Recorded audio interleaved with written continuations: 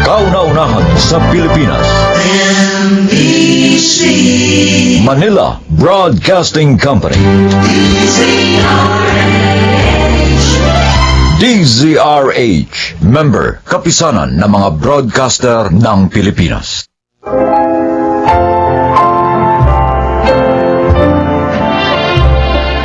Magandang araw po mga kaibigan. Maririnig natin ang kwento ng isang babae at ng kanyang matalik na kaibigang naging mortal niyang kaaway. Siya ay si Zenaida. Mahirap maging mortal na kaaway ang matalik mong kaibigan. Bakit?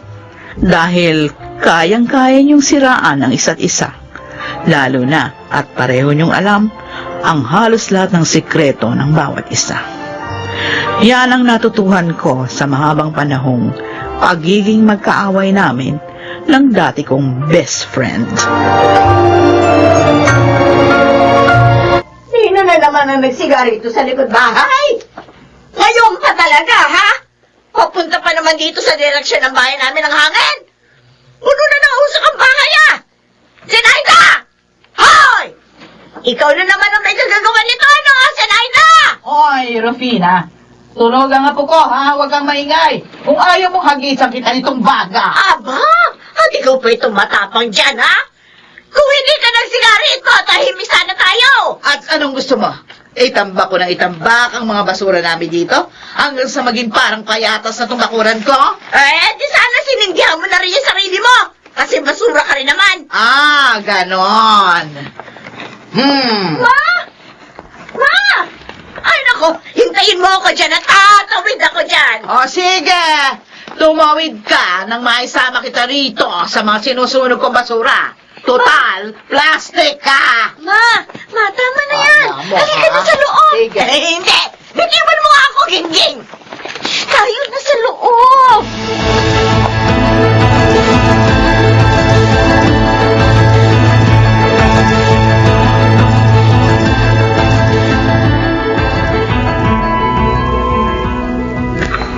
Hindi ba kayo nagsasawang dalawa? May walang araw na hindi kayo nagraratratang gamit ang mga bunganga nyo. Nakakahiya na. Anong gusto mo? Tumahimik ako habang nagsasalita ng kung ano-ano ang matandang hukluba na yon? Ang gusto ko sana mangyari, magkaroon naman kayo ng ceasefire. Nakakapagod na kayong dalawa. Ilang dekada na kaming ganito ni Rufina. Dapat masanay ka na sa amin. Huwag yung puro ka reklamo. Wala ba kayong plano magkaayos? Talaga bang hanggang sa kamatayan, dadalhin nyo ang galit nyo sa isa't isa?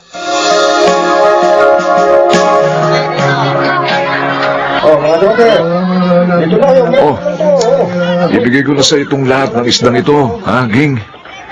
200 na lang ito para makauwi na ako. Talaga, Banjo? Oo. Sige, hindi ko yan tatanggihan. At saka, pauwi ka na ba, ha? Sumabay ka na sa tricycle ko. Ay, oo. Pero, teka lang, bibili muna ako ng pansahog dito. Okay, sige. Total, magliligpit pa naman ako, hintayin kita, ha? Sige, Banjo. Pero doon lang kita sa may papasok sa atin ibababa, ha?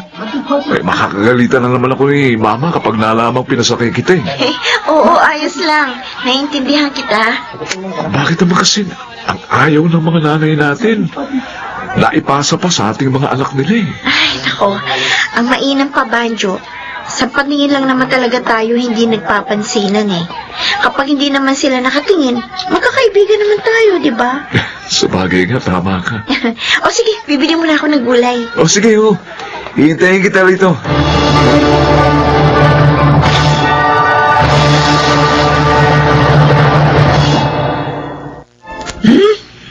Kala mo kung sinong umasta.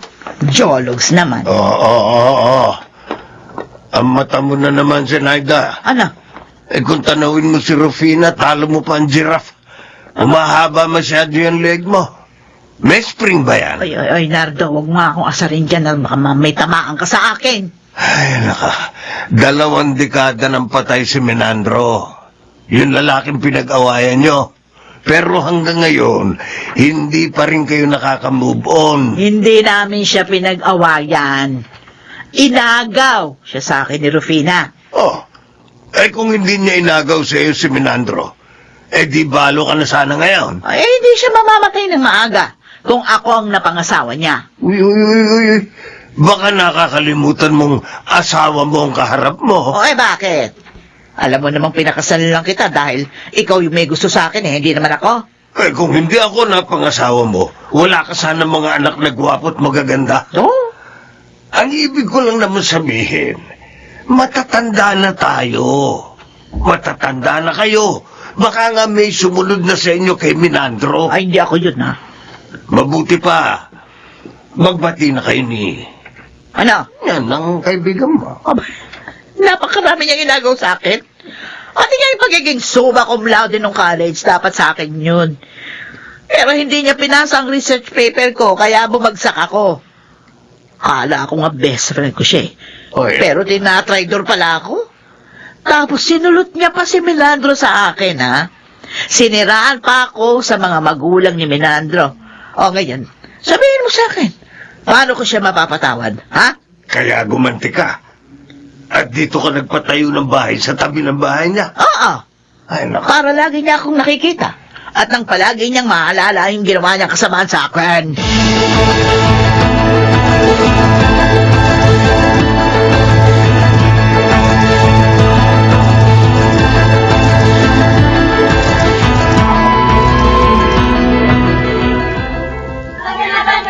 Oh, isang piling na lang itong saging. Bilhin nyo na. Akin na ito! Oh. Akin! Ano ba ito? Nag-aawa Ano ka. nakahawak dito? Anong ikaw? Tingnan mo nga, dalawang kamay ko nakahawak sa saging. Oh, Rufina, Sanaida. Bitiwan nyo saging malalabog eh. Baka hindi ko na yan maibenta. Bibilin ko ito. Ako ang bibili nito. Magkano ba ito, Ente? 180 yan. Malalaki yan. Oo, ito, ayan, 200 yan. Keep the change. Hindi, Ente. 220. Ako na ang bibili Hindi, nito. Ente, ito, 250. Nadagdagan ko na 50. Sa akin na ito. Ano ba kayong dalawa? Ano? Kung gusto nyo, pareho ng saging na yan. Teka ha, hahatiin na lang natin yan. Ayoko! Hindi, kaya kong bilhin ng isang pili na ito. Kaya hindi ko papayag na may kahati. Ganon, ha? Ano ba? Bitiwan nyo nga ito! Bitiwan nyo! Oh, hindi ko na lang ito pagbibili. Ay, di ba? Tinagdagan na nga namin ang presyo. Ayaw mo pa? Ikaw pa nga grabyado niya, no?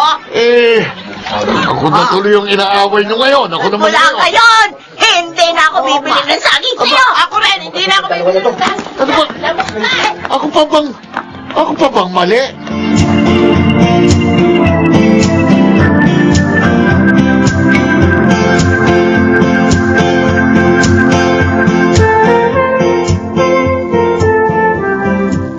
Ay, nako! Sarap naman ang hangin dito sa bakura namin. Ay, nako, mga halaman ko, didiligan ko kayo para presko kayo. Hindi kagaya ng iba dyan, na para lamang gulay. Mabuti pa ang hangin! Fresh! Hindi tulad ng iba dyan, parang amoy isdang bilasa. Baho! Iniinisa naman talaga ako na sinayda na ito, ha? Aray ko, ang dibdib ko. Bakit? Sarap. Parang sumasakit sa Sarap naman. ng hangin dito. Kagabi pa ito, ha? Kaya lang, mukhang bumabaho. Dahil may amoy matanda. Aray ko. Aray ko, ang dibdib ko. Ay! Aba, si Rufina! Ha? Naku, Rufina! Bakit ka natumba?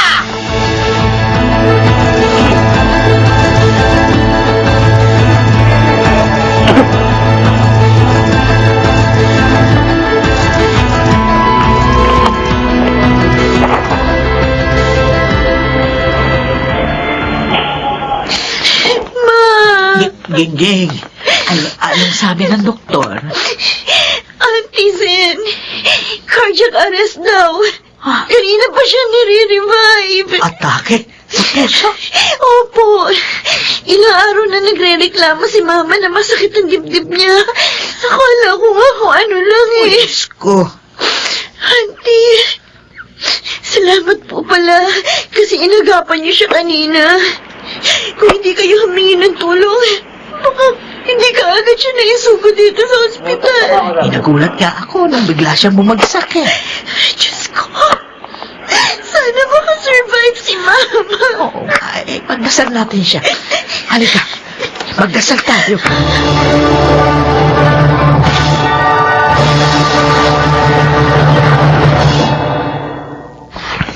Ano, Banda?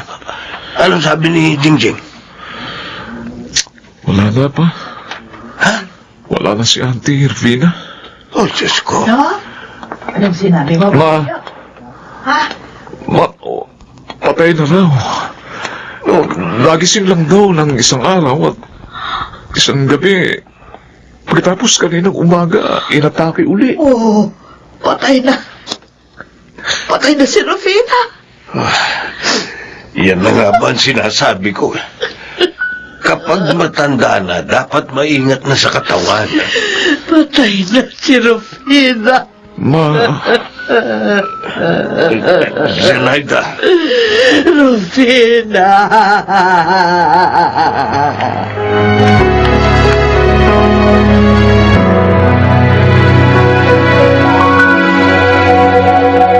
Salamat sa pagpunta, Auntie Sen.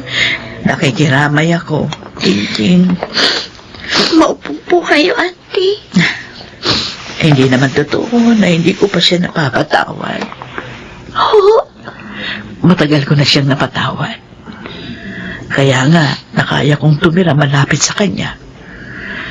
Kaya lang, sa lahat ng mga nangyari, talagang hindi naman kayang bumalik pa sa dati.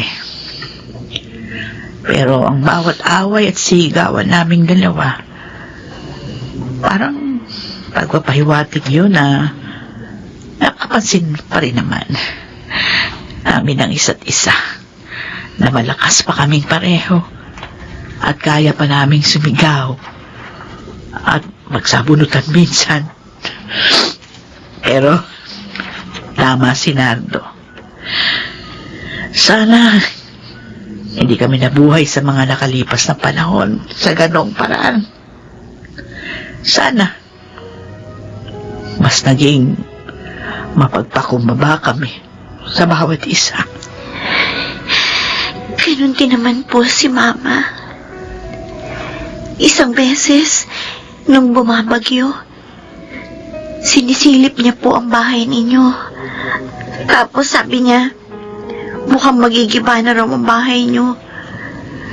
Mabuti raw ang bahay namin matatag.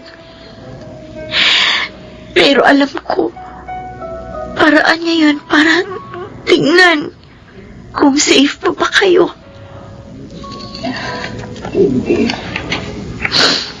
Kung may mga nagawa man pong mali sa inyo si Mama, ako na pong humihingi ng tawad. Hindi. Ako ang dapat humingi ng tawad. Ay, Rufina, patawarin mo ako. Kung nasaan ka man ngayon, sana magkasama na kayo ni Menandro. Dahil alam ko, nagiging masaya ka kapag kasama mo ang kaisa-isang taong iyong minahal.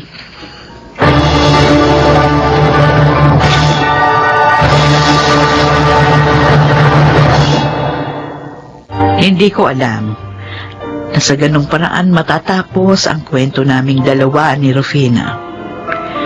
May mga pagsisisi pero huli na ang lahat. Ngayon, gusto kong sabihin sa mga nakikinig na kung may mga tao mang nakasakit sa inyo, patawarin nyo na sila. Alam kong mahirap, pero wala namang masama na subukin. Masakit kung hihingi tayo ng tawad sa taong wala nang kakayahang marinig ang ating tinig. Ako si Zenaida at ito ang aking buhay. Maikli lamang ang buhay at masasayang ito kung paiirali natin ang pride. Mga nagsiganap, Chiquit del Carmen Amor, Lionel Benamin, Phil Cruz, Jun Ligaspi, at Rosana Villegas sa papel na Sinaida. Naglapat ng angkop na tunog, Jerry Mutia. Sa musika, Buboy Salonga. Supervisyong teknikal, Eric Lucero at Bong Muyar. Creative Consultant, Phil Cruz. Production Assistant, Anching Cruz. Ito'y mula sa panulat ni Rita Labanon. Sa direksyon, June Martin Legaspi. Ito ang aking buhay.